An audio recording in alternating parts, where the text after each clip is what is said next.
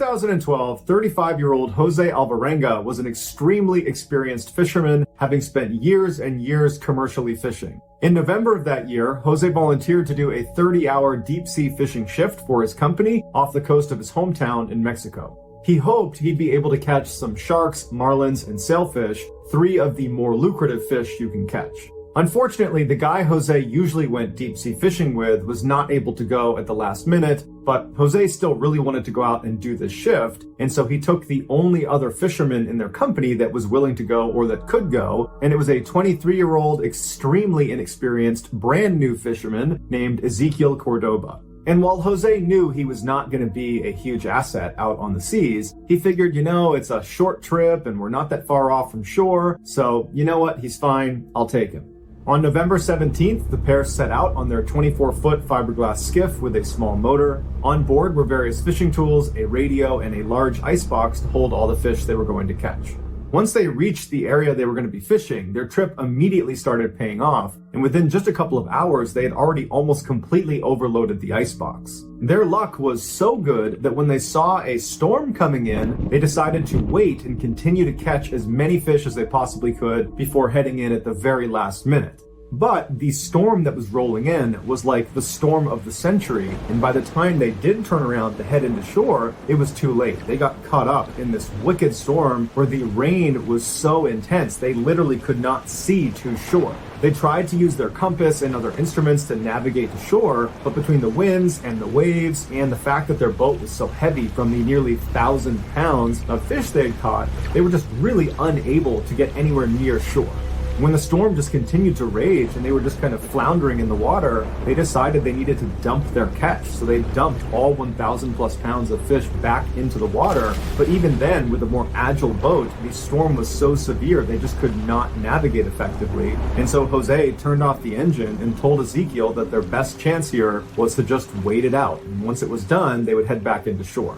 But that storm continued to rage for 5 days. The torrential rain never stopped, the waves were huge, the winds were awful, and before long they were getting pulled out to sea and had no idea where they were. Now, they had only planned to be out for 30 hours, so they did not have much in the way of supplies. And so after a few days, they had run out of food and they had run out of water, but luckily, because it was raining so much, they were able to drink the rainwater. But the real immediate problem they were facing is over the course of those 5 days, the storm was just battering their boat. And by the time the storm cleared, their boat was ruined.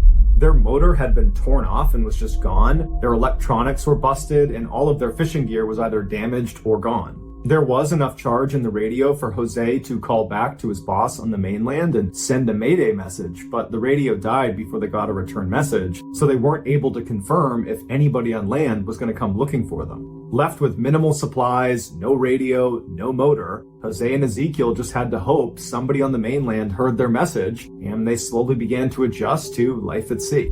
Jose was able to leap into the water and catch turtles, fish, seabirds, and jellyfish with his bare hands, and so that's what they ate. And then the two of them would try to catch rainwater whenever they could, but the majority of the time they had to drink their own urine and turtle blood. Despite their initial optimism that their boss had probably heard their mayday message and would be sending people out to get them, as days turned into weeks and weeks turned into months, they realized that probably no one was coming to find them. Now their only hope was a plane spotted them flying overhead, or perhaps they could drift into a shipping lane and a boat could spot them. But without any way of navigating their boat, they really were just leaving it up to luck. Despite their dire situation, Jose stayed really positive and he focused on catching food and catching water, and he tracked the time really diligently by tracking the phases of the moon. Ezequiel, however, just did not have a significant role on the boat because he just wasn't skilled enough, and so he found himself sitting in the boat most of the time doing a whole lot of nothing, and he fell into a deep depression. He was not accustomed to being out on the water the way Jose was. Jose had been raised on the water. He practically only ate seafood, and a lot of it he ate raw. So in a way, Jose was kind of at home, Ezequiel was not. And then by the 4th month, Ezequiel just could no longer stomach the food they were eating. He would just get sick every single time. And so he just kind of gave up and he stopped eating. And even though Jose urged him to eat and would get him food, he didn't eat it, and eventually he starved to death. Even though Ezequiel was not a huge asset in terms of helping them survive, he did provide Jose an enormous amount of comfort. It was like you had your partner in crime here. And then once he died, Jose was alone for the first time in nearly half a year, and he fell into a very dark depression. And for 6 days, he did not touch Ezekiel's body. He just sat there and stared at him and even contemplated taking his own life. But on the 7th day, he doesn't know what it was, but he had this sudden urge to want to survive. And so he gave Ezekiel a kind of makeshift funeral. He said a few words and then disposed of his body in the ocean. And then after that, Jose became laser focused on just surviving. And survive he would for another 9 months, all by himself, out in the middle of the ocean, just floating around, drinking turtle's blood and drinking his own pee. But after those 9 months, he would finally see the thing he had been dreaming about: land. He had managed to drift all the way to the Marshall Islands. So he leapt out of his boat, he swam to shore, and there was a hut right on the beach. He knocked on the hut, and a couple came to the door, and they were totally shocked to see this guy. He didn't look too good, and they couldn't even believe his story. They couldn't believe that he had survived for so long in the water. But they quickly brought him inside, they gave him some food and drink, and they contacted authorities, and he was saved. His parents and young daughter, when they found out he was alive, they were overjoyed. They, along with everybody else, believed he had perished. They had sent out a search party for them, and they'd found pieces of their boat that had broken off in the storm, and so they assumed, they must have sank. Then, in a strange turn of events, shortly after he got home, people began accusing him of lying about what happened. People said he looked too good to have been out on the open ocean for 14 months. He should have been emaciated, and at the very least, he should have had scurvy. But doctors would say he ate so many turtles and seabirds that he was pretty well fed. And turtles and seabirds contain a high level of vitamin C that would have protected him from scurvy. Other skeptics said it would have been impossible for his skiff to float the 6,000 miles to the Marshall Islands where he ultimately found land. But then a study done at the University of Hawaii confirmed there was a current that would have pulled him from the coast of Mexico straight into the Marshall Islands. And then lastly, Ezekiel Cordoba's family accused Jose of killing Ezekiel and eating his body for sustenance. That's the only way he was able to survive. But Ezekiel roundly rejected that and took multiple lie detector tests that proved he did not do that. Today, Jose lives in a small town in El Salvador, completely surrounded by land, and he says he doesn't go anywhere near the water. The next story is called El Fausto.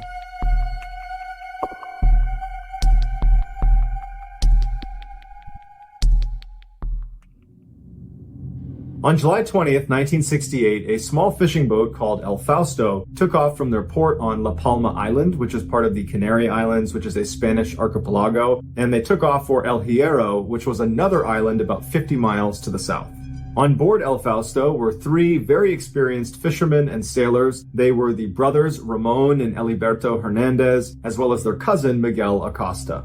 Their trip to El Hierro was uneventful. It took about 7 hours. They arrived at the port in the early evening hours, and they unloaded their cargo onto the island, which was actually explosives used in agriculture. So they unloaded all that, and then the 3 of them went to get some food and relax for a few minutes before they came back to the dock and began preparing to leave. So that evening, as the 3 men are standing on their boat, repacking the ship, and getting ready to leave in the next few minutes, they see this man running down the dock who's frantically waving at them, trying to get their attention. And so they stop what they're doing and they beckon him over and say, what do you need? And the man introduced himself as Julio Garcia. He was clearly very upset. He was talking really quickly, and they had to slow him down a couple times to try to understand what he was saying. But he communicated that his wife had called him earlier that day, and she said their 2-year-old daughter was very sick and he needed to come home right away. And he ran down to catch the ferry back to his home island of La Palma, so the same island these 3 men are from, and he missed the ferry. And the next ferry going back to his home island was not for another 2 days. And so Julio was running up and down the dock trying to flag anybody who owned a ship that might be willing to take him to La Palma, even if it was out of the way. He was prepared to pay for it. And so, of course, the El Fausto crew said, we're actually going to La Palma. We live there too, and we'd be happy to take you. You don't need to pay for this. And so Julio begins to help them load the rest of their equipment onto the boat, which included some food. They had 22 pounds of fruit and they had some fresh water. And then once everything was loaded up, they undid their lines and they set sail for La Palma. They took off at about 2:30 in the morning on July 21st. The water was very calm during their return trip. The only thing they had to contend with was a light mist that formed over the water in the early morning hours right after the sun came up. but it really wasn't enough to affect their ability to navigate. But even if the mist was more severe than people realized, Ramon, Eliberto, and Miguel were very experienced sailors that in fact had been sailing on this particular stretch of water ever since they were teenagers, and they had navigated these waters in far worse conditions and had always managed to get through it. But at 10 a.m. that morning, when the Fausto crew was supposed to arrive at La Palma, they didn't.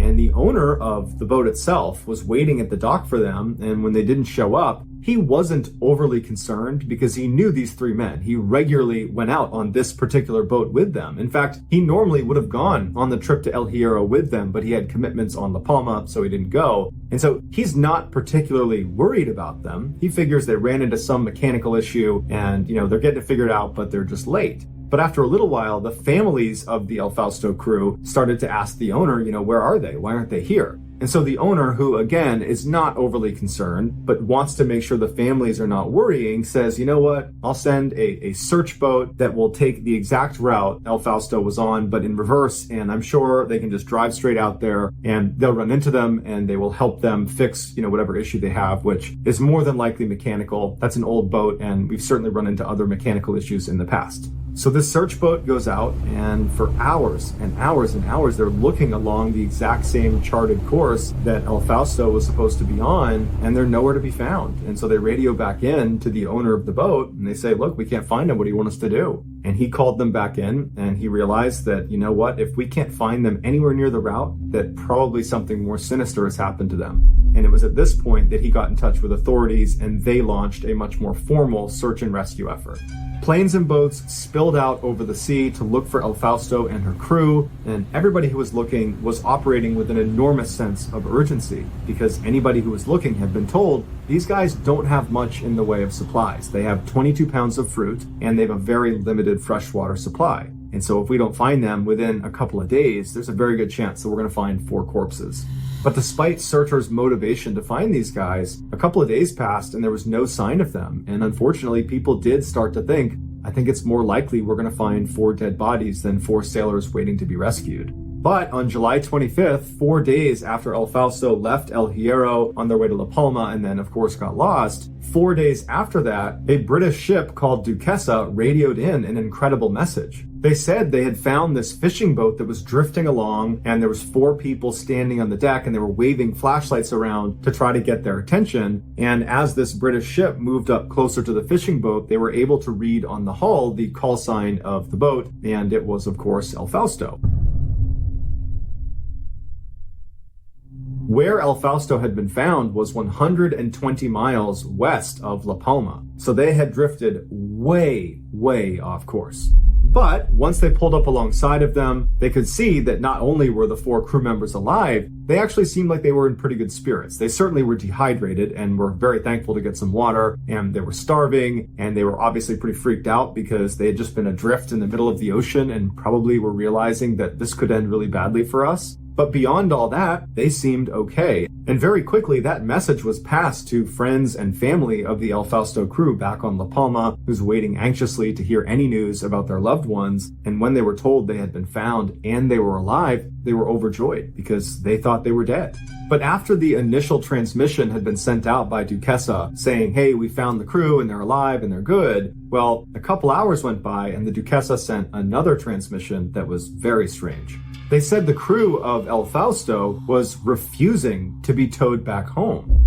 They were saying that our boat's just fine, we're good, we just need a couple of supplies and we'll be on our way. And so the captain of Duquesa says to the men, then why are you out here? How did you get 120 miles west of La Palma? Something had to have gone wrong with your boat. So what happened? But the men didn't really answer his question. They just said, oh no, there's nothing wrong with our boat. There's no mechanical issues. Everything's fine. We appreciate your offer, but we just need a couple of supplies and we'll be on our way.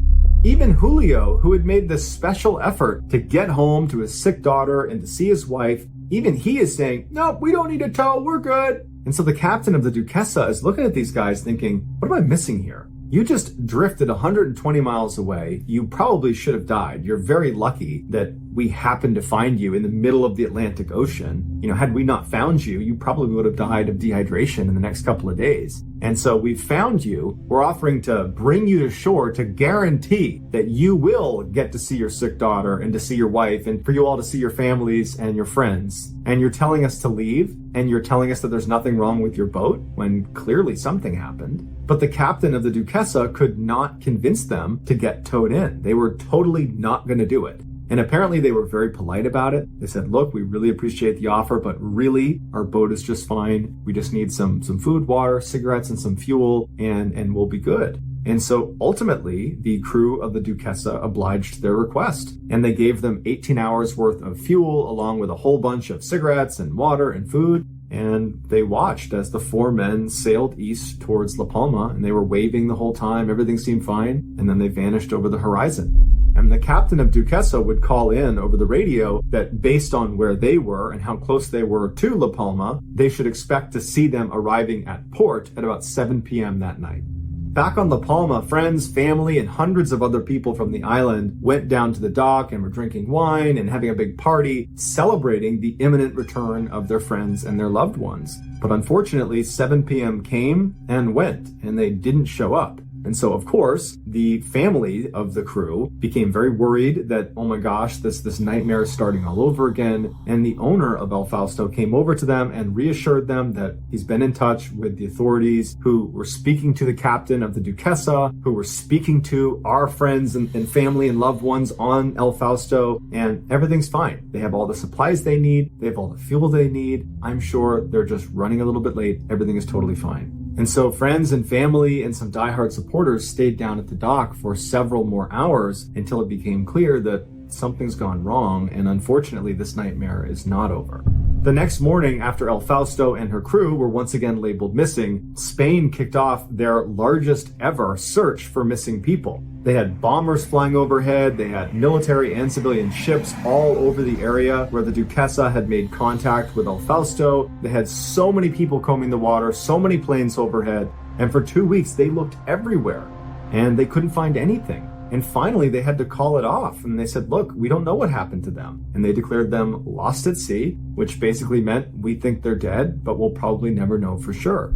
2 months later, on October 9th, an Italian merchant ship called the Anna de Mayo, who was on their way to Venezuela, spotted a small fishing boat way off in the distance that was just bobbing around aimlessly. And the first thing they noticed was this ship is far too small to be making a cross-oceanic voyage. They shouldn't be out here. And as they got closer, they could tell that there was no one standing on deck or in the cabin. There's no one driving this boat. And so finally they got so close they could read the hull, and it says El Fausto. So the Anna de Mayo pulls up right alongside El Fausto. They tether themselves together so it doesn't float away. And two of the Italian sailors get on board El Fausto, and they're yelling out to see if anybody's there, but no one's responding. And they're looking around, and the ship is in great condition. There's no sign of obvious damage or any violence that might have taken place on here. They go into the cabin where the steering wheel is, and they're looking for some sort of logbook that would have documented, what happened on the ship, but there's no logbook. And so the Italians were left scratching their head thinking, how could a perfectly seaworthy boat wind up abandoned in the middle of the Atlantic Ocean? Where's their crew? But they still needed to go down below into the little space that was the engine room. And so the two sailors that had boarded to look around, they make their way over to the section of the deck where there's this hatch that they open up, and they look down and they smell this horrible smell, and they turn on their light, and they're met with this horrible and inexplicable scene. Laying on the ground inside of the engine room on his back was a dead man who was partially mummified. He had no clothes on, and he was clutching a transistor radio. And so the two Italians that found him, they stepped back and they had to compose themselves. And then one of them actually went down to look around for clues and see if perhaps there's other bodies down there. And so when he went down, it was just the one body, and he could only find one other clue. And it was this small notebook that was positioned right behind the dead body that they didn't see when they first looked down. So the Italian sailors leave the engine room and they take the notebook back to their ship. And they open it up, and the first thing they see is the middle section of the notebook has been torn out. In fact, 28 pages were missing. And all they were left with was a couple of pages at the beginning and a single page at the end. The first couple of pages just were a couple of notes and some simple math calculations. Nothing significant. The last page appeared to be a farewell of sorts, but the language that was used was a little bit confusing and it was difficult to read, and so the Italians were not entirely sure what any of it actually meant. And so they figured it would be best to just give the notebook to authorities and they could figure out what it meant. And so the captain of the Ana de Mayo radios in to Spanish authorities that they've found El Fausto and that they intend to tow it back to Venezuela, where they were already going, at which point they'll turn over everything they found and authorities can take it from there. So the Italians put a tow line on the bow of El Fausto and began towing. 2 days later, Spanish authorities received a crushing telegram. Apparently the night before, as El Fausto was being towed, it suddenly lurched forward and went bow down into the water and sunk so rapidly that it ripped the tow line off of the back of the Ana de Mayo and was underwater well before they could do anything to try to stop it. The crew of the Ana de Mayo swore they had followed procedure and they knew what they were doing, and this was just kind of a freak thing, but regardless of how or why it happened, the ship was now gone, and so too was the dead body, so they couldn't even positively identify whoever that was. All they had was that notebook they recovered from inside the engine room. The notebook was sent to La Palma, where it was put in front of the families of the 4 men who were on El Fausto, and very quickly, Julio's wife was able to identify his handwriting. He apparently had a unique way of writing, and she was used to reading it, and so she said, that's definitely his writing, and in fact, I recognize that notebook. He kept that notebook to track payments, because he was a mechanic and people requested his services, and that's what he used to track payments. This, of course, meant the dead man inside of the engine room was almost certainly Julio.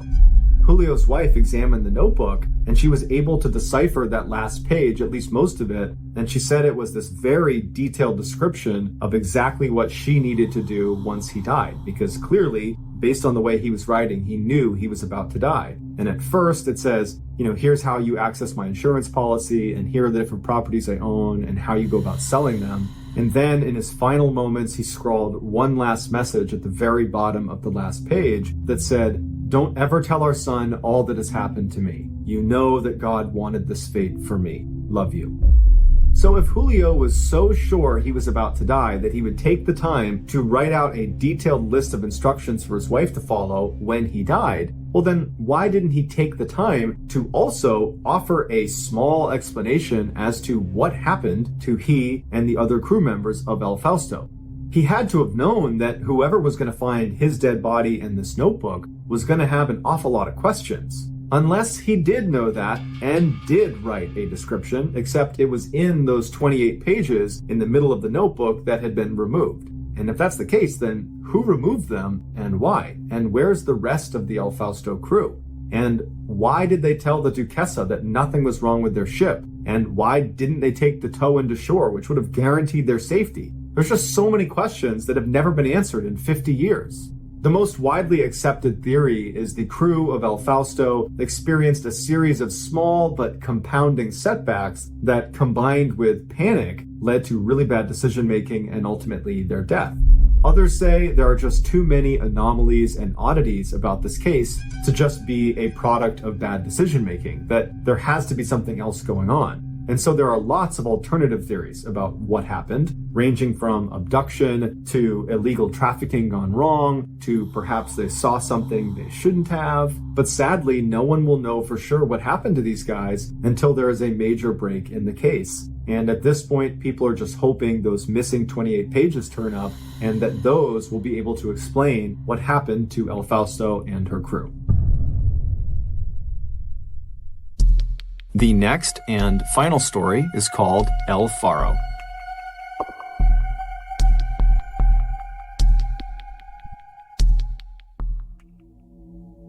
On September 29th, 2015, a tropical storm named Joaquin was swirling off in the Atlantic, and forecasters were having a hard time determining how big it was going to be, how fast it was going to be, and where it was going to end up. On shore, 53-year-old Captain Michael Davidson was struggling too. He was supposed to pilot his enormous cargo ship, the El Faro, from where he was in Florida all the way out to Puerto Rico, a 2,600-mile journey that would put he and the rest of his 32-person crew directly in the path of this storm. The year before, Davidson had been passed over for a promotion for a younger, more tech-savvy captain, and so now Davidson felt like he had something to prove. As he looked out over the calm water and the clear sky, he made a fateful decision. every agency out there was telling him to not set sail until the storm had passed. But with 37 years of experience, Davidson felt differently. He felt like he could outrun this storm. Feeling suddenly motivated and confident, Davidson boarded the El Faro, hopped on the intercom, and informed his crew that they would not be waiting out the storm. Instead, they would be sailing right by it. As El Faro cast off her lines and headed southward, the governors of New Jersey, Virginia, North Carolina, South Carolina, and Maryland all declared states of emergency. As the sound of El Faro's diesel engine faded over the horizon, cyclone warnings and hurricane warnings went up around the Bahamas. Schools on the islands began closing, flights were grounded, and cruise ships were diverted. Residents of one island were ordered to evacuate, and on another, police forcibly removed every occupant on this island as floodwater rose. But the first few hours of El Faro's journey were totally uneventful. But as they got closer and closer to the storm, the wind picked up and the waves grew dramatically. By nightfall, the ship was rocking so aggressively side to side that it made sleep almost impossible. By the following morning, the rain was so intense, the visibility was basically zero, and the waves were now so massive that none of the crew dared go out on the deck in fear of being swept overboard. The ship's navigator told Captain Davidson that he thought this storm was a lot worse than they were expecting, and that they should really consider turning around before it was too late.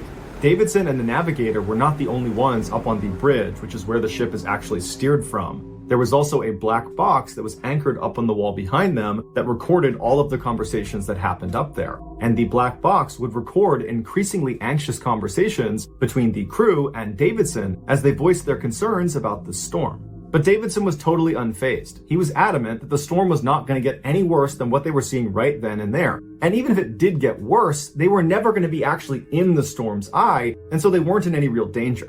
But to reassure his crew, he ordered his navigator to make a slight right so everybody on board saw they were taking a wider berth around the storm. One of the crew members, a 34-year-old woman named Danielle Randolph, was not reassured by this slight right. She was a hard worker from a military family and always followed orders, but she just could not understand why Davidson was not taking the storm seriously.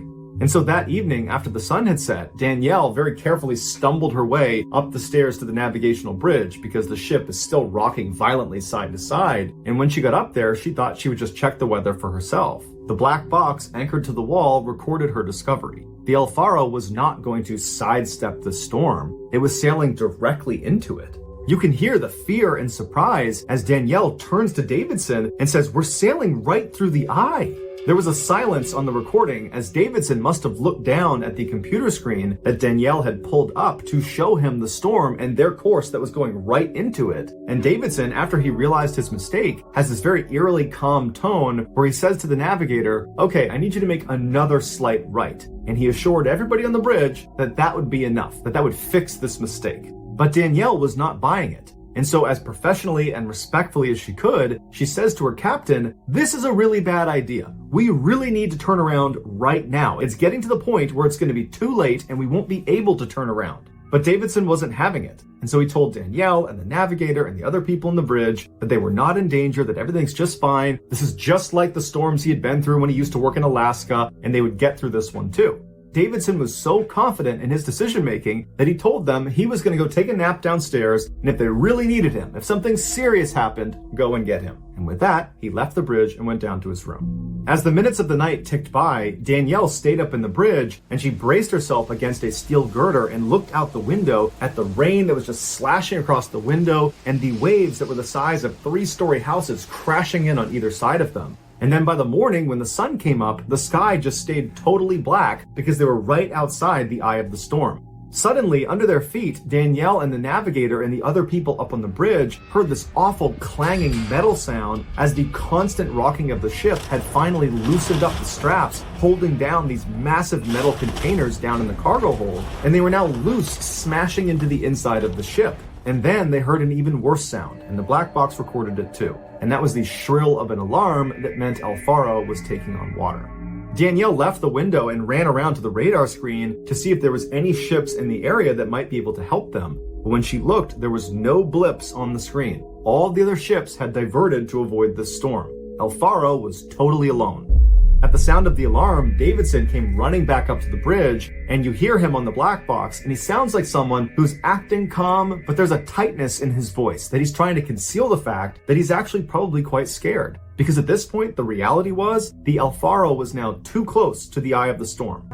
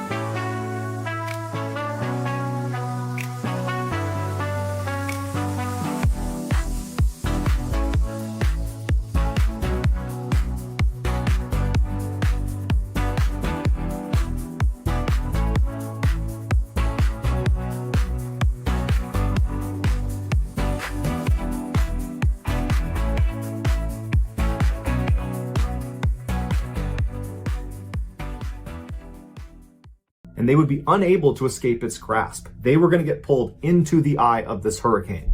Furious with her captain, she brushed past him without saying anything, and then very carefully made her way down the stairs to her room. And the whole time she was walking, she would have been barely able to stand, because now with those loose shipping containers down in the cargo hold, the ship would rock even farther to each side, because as soon as it tilted one way, the containers would slam into the wall, driving it even farther into the water. When she finally staggered her way down and got to her door, she would have opened it up and her whole room would have been trashed. Everything that wasn't anchored down had been tossed all over the room, all of her clothes, any furniture would have been dumped all over the room. But she didn't care about any of her stuff on the ground. She only wanted her laptop. She found it, it was on the ground, she picked it up, she put it on her desk that was bolted down, and very carefully she opened it up and she opened her email. As the alarms are shrieking in the background and she can hear the sound of these shipping containers smashing into the inside of the cargo hold, she writes this note to her mother where she tells her the winds are really bad and it looks like they're sailing right for the center of this storm. And she's about to hit send when she stops for a second, she looks at her computer screen and she adds one more line.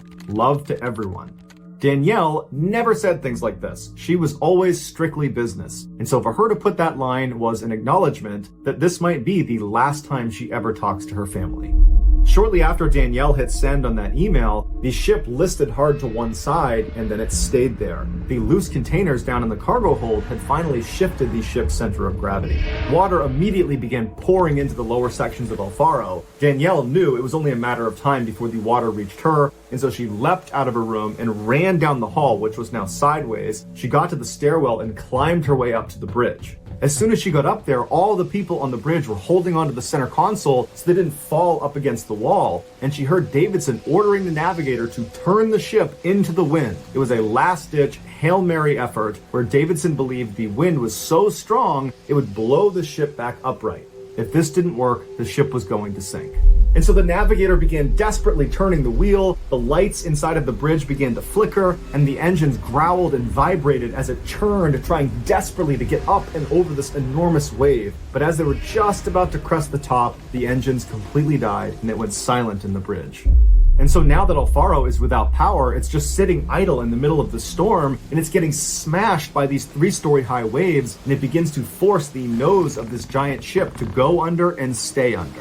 Davidson breaks the silence by hitting the emergency beacon that notifies the Coast Guard, and then he screams to everybody on the bridge to go downstairs and wake everyone up. We have to get off this ship. On the black box, a new sound is heard, the abandoned ship alarm. At this point, the black box faintly picks up Davidson screaming from somewhere outside of the bridge for people to get in the rafts, get off the boat, get in the water. By this point, the back of the El Faro would have been off the water and the nose would have been almost pointed straight down. And so Davidson is heard coming back up into the bridge, but at this point, the bridge is sideways. It's looking straight down at the water. And it's clear there is another crew member that is stuck inside of the bridge, and he's yelling out to Davidson, Cap, you gotta help me. And Davidson is trying to find him, and he's yelling for him to come to him. And the man tells him he's stuck, he can't go anywhere, he's a goner. And Davidson, with the final words uttered on this black box, would yell to this man, I'm not leaving you, it's time to come this way. And then the black box would cut out because the black box was now underwater.